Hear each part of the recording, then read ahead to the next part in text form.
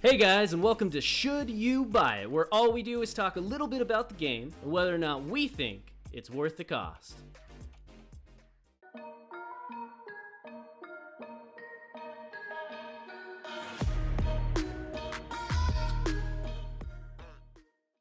In this episode, we'll be playing Age of Empires 3 Definitive Edition, the historical RTS where your goal is to break out those old history books and make sure you know what the heck is even going on. However, the Spanish were not going to let a pirate state exist so close to their homeland and sent a large army to deal with the Barbary threat and acquire the city of Algiers. Okay, interesting. Curious to learn a little bit more about that. Wait, what? That's all I get? I'm so confused. But don't worry, this is just the historical battles game mode. You are basically just rebuying Age of Empires 3, and we're going to talk about some of the changes and improvements that have been added with the Definitive Edition, as well as some of our own personal takes on the reboot. The first question that we always cover in these videos is what stage of development is the game in? And in this case, Definitive Edition is currently in full release and available on PC for $20.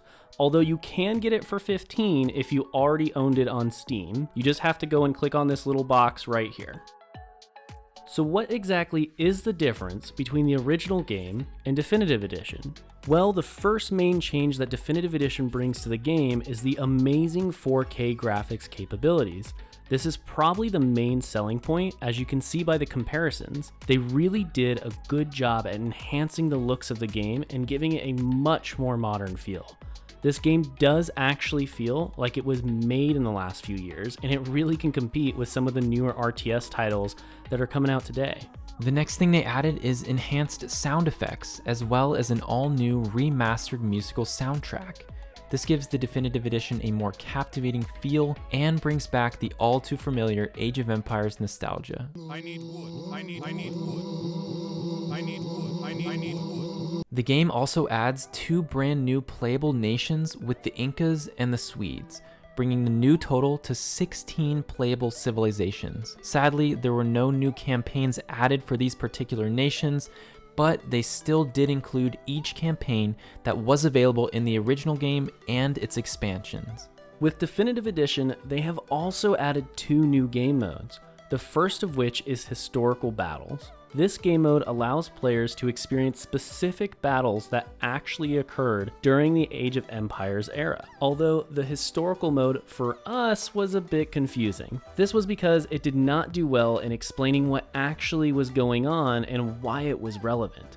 We felt that they could have done a much better job in informing us about the historical event that we were supposedly replicating, as at the end of the battles, they just tell you what actually happened instead of allowing you to recreate that epic moment in history. The other new game mode that was brought in Definitive Edition is the Art of War mode. This is basically just a set of challenges that almost act as a tutorial, considering your goal in these missions is to do things such as learn a build order or set up an efficient early economy. Age of Empires also comes with the multiplayer game mode, which allows you to play casual skirmishes or competitive battles in ranked mode.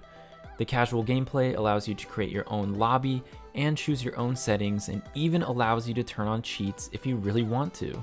On the other hand, the ranked mode places you in a game with similarly skilled players, but also allows you to select the game mode you wish to play, such as Supremacy or Team Deathmatch. We did really like that they tried to rebalance the game, considering in the old Age of Empires 3, some factions were way more powerful than others, which resulted in certain factions being unplayable. These changes included things such as new home city cards, naval combat RNG being completely removed, new and rebalanced maps, as well as a good amount of bug fixes. This really made the game feel like you could play anyone you wanted and not be at an extreme disadvantage. So now we're going to move into the pros and cons section for the game. Up first, and probably one of the most important improvements here, is that the graphics were just way better than they were before and were absolutely amazing in my personal opinion. Up next is that there are 2 new civilizations to play, which are the Inca and the Swedes. I wasn't expecting this, but it was a really nice improvement. After that, we have that there was a really balanced multiplayer experience. I remember back in the old Age of Empires, there were always overpowered nations, and it just felt nice being able to play whatever I wanted. Finally, we have that there are 2 new game modes, which add even more content than what we had in the original game. And now let's move over to the cons.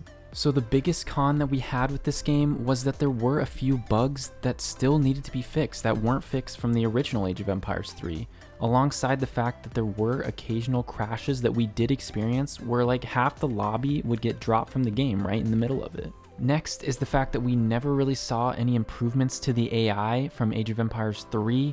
For example, if you were on an island map in the middle of the water and you decided to colonize a new island, the AI would not be able to do so. If they ran out of resources on their island, they were not able to expand to another one.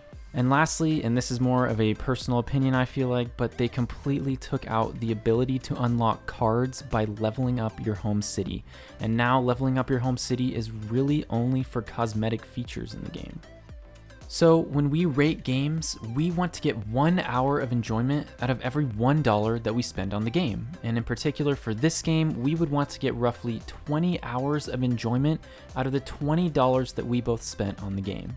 And after putting 24 played hours into this game, we give it 6 out of 10 potatoes. So just a reminder, when we reviewed this game, we were reviewing it as a comparison to the original game. The additions that are added are mainly positive, but they did leave out a few nostalgic aspects that were loved by the community who played the original.